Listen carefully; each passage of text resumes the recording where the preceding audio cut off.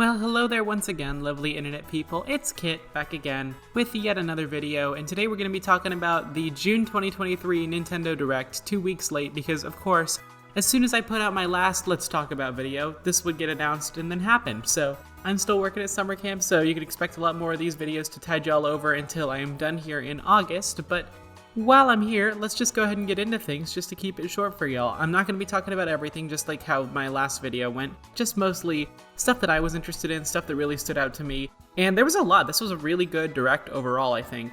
And it started off with the Pokemon Scarlet and Violet DLC, and Pokemon is a series where it's like, I always think, oh, I'm not that into Pokemon, but like whenever a new mainline game comes out, I get really into it, so Pokemon's always going to stand out to me that way, and this DLC looks fun. I wish Pokemon Scarlet and Violet had had more time to cook initially, and just to polish up a lot of the bugs and glitches that people found in it, but you know, with the way the Pokemon Company is run nowadays, that's not likely to happen, so as of now, I'm excited for it. I don't know if I'll play it right at launch. I still haven't even played the Sword and Shield DLC, but I'm sure I'll get back to that at some point. And then there was Sonic Superstars, which, I mean, I talked about this in my last video, talking about Summer Games Fest in general. We got to see a lot more gameplay footage this time around, which made me feel a lot better about the game. Confirmed that there are 12 zones, so they are treating this like it's a standard classic Sonic game in the full length, not like 4 zones, like Sonic 1 Part 2 and Sonic 2 or Sonic 4 Part 2 were, which is good because, I don't know, Sonic 4 we already knew that was awful, but like, and the new song in the trailer, really, really good. I hope that's part of the actual game soundtrack and a hint of like the kind of high quality of music that we're going to be getting in the game as a whole, because if that's what we're looking forward to, I'm super pumped for that. And then of course we got more info on Persona 5 Tactica since that got confirmed for Switch. Persona 3 Reload still isn't confirmed for Switch, which it might just be because of the visual fidelity of the game, who knows, but I'm sure they'll try to make it work if they can, and if they can't, it's not a huge deal. It's on everything else at this point, so like, just get a PC, or just play it on PC if you can. If you can't play it on Switch, is because I mean most people have gaming PCs nowadays anyways. But yeah, Persona 5 Tactica looks great. Only complaint so far is that we've seen not a single sign of Kasumi, and I mean she has a lot of spoiler stuff going on with her in Persona 5 Royal, which like I guess makes sense for why she's not in any of the spin-off materials. Like she wasn't in Strikers, she wasn't in Dancing, but that was before Royal even came out, so that makes sense. But like it seems like they've kind of banished Kasumi to being non-canon, which is unfortunate because her story is one of the best parts of Persona 5 Royal in my opinion, and Persona 5 in general, and I wish that I wish they gave her the attention she deserved because she's awesome.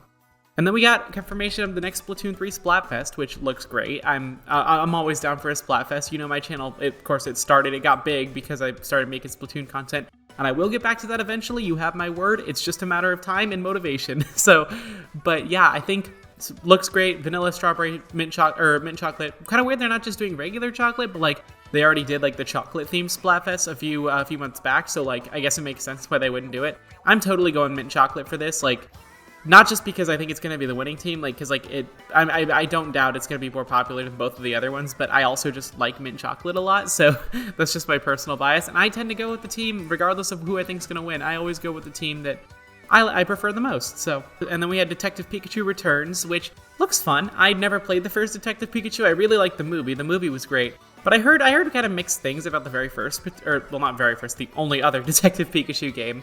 But I heard kind of mixed things about it. I heard it was good.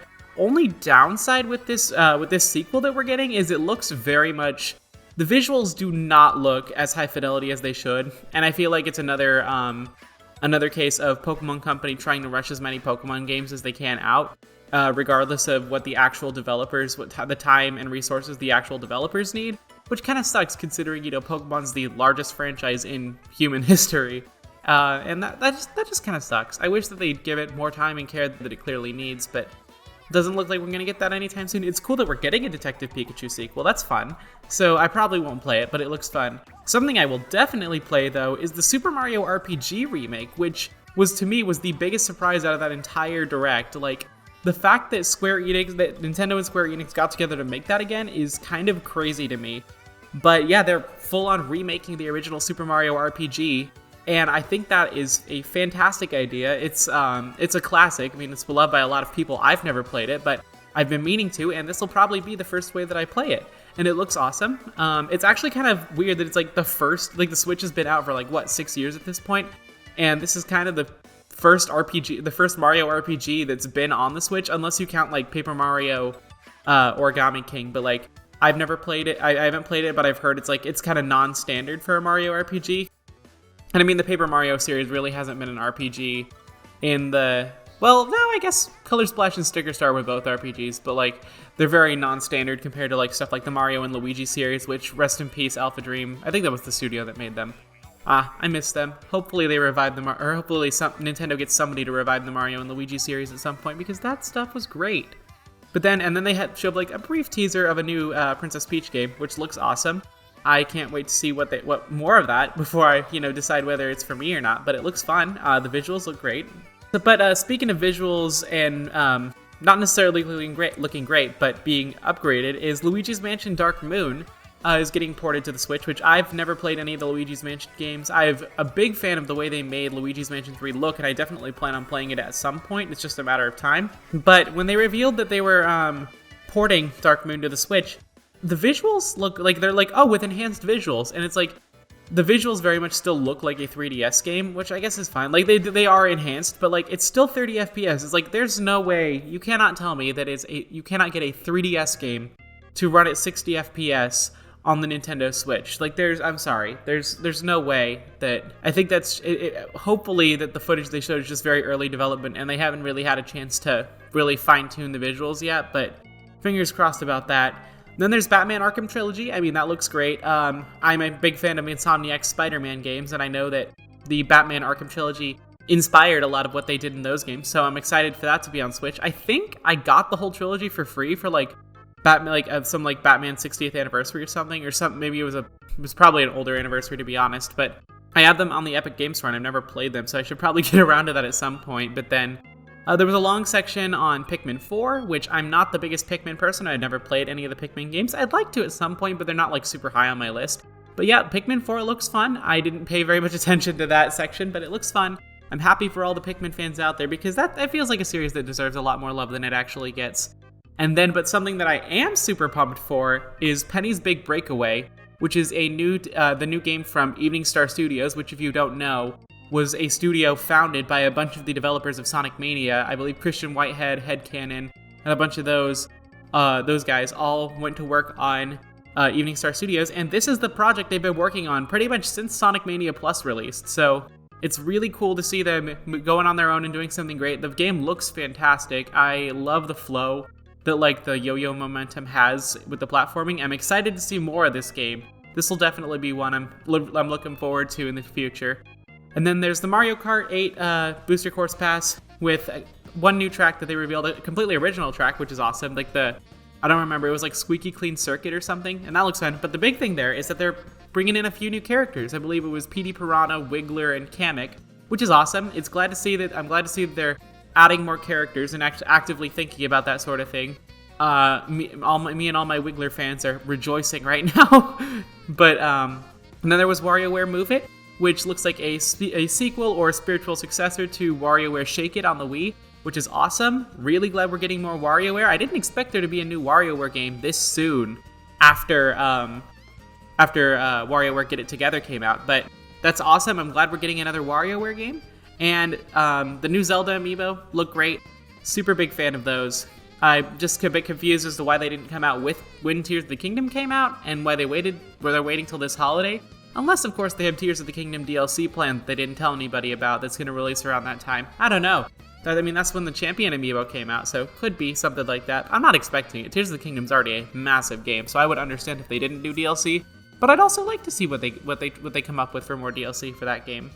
And then finally, the very last game they revealed in the trailer is Super Mario Bros. Wonder, which is a new 2D Mario, kind of in the same vein as the new Super Mario Bros. Series, but they very much took it in like a new and unique direction, which I'm a huge fan of. I think I've never really like religiously played a lot of the old Super Mario Bros. Games, or even the new Super Mario Bros. Games. I played them a lot when I was younger, but I haven't played them much since.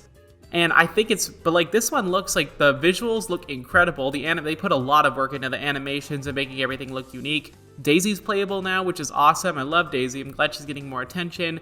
The new power-up, the Elephant Mario suit, that's gonna be interesting. I don't know how to feel about that.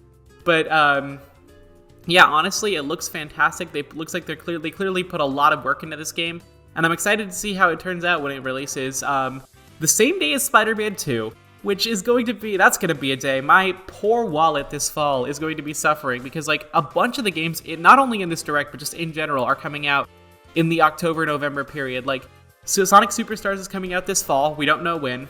Mario Bros. Wonder is coming out October 20th, which is the same day as Insomniac's Spider-Man 2, and I'll be getting both of those, so my wallet is in shambles. And then not to mention, just like November, I think it's November 17th, not only does the Mario RPG remake come out that day, but Persona 5 Tactica also comes out that day. So there's just a lot of really exciting things coming later this year. And I am going to have to balance my budget very wisely, not to mention all the stuff that's coming out early next year with, like I mentioned, Persona 3 Reload coming out, and that sort of thing. But yeah, that's about all I had to say on this Nintendo Direct. Sorry for getting back to y'all so late. I'm trying to keep to a consistent schedule so that YouTube will recommend me to more people because their algorithm is kind of funny like that.